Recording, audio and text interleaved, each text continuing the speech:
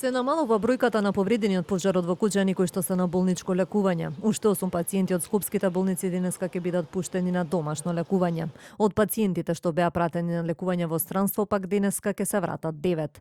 Во однос на лекувањето на пациентите во странство, министерот и денеска рече дека сите трошоци се на товар на државата. Денеска од владата во понеделник или вторник се пуштени во сметките на семејствата, тие сметки што се дадени.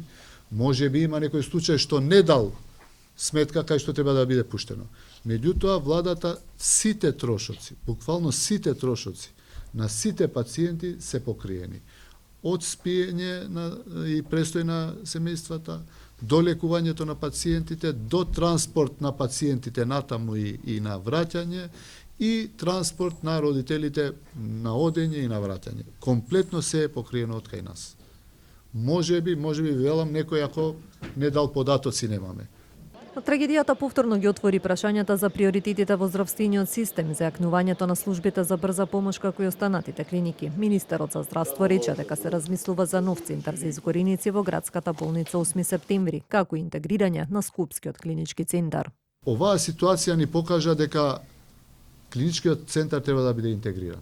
И затоа набргу ќе инсистирам во координација со сите релевантни политички фактори, барем да почнеме со хирургија, иако тој процес тече, а потоа комплетно клинички центар да биде една единица.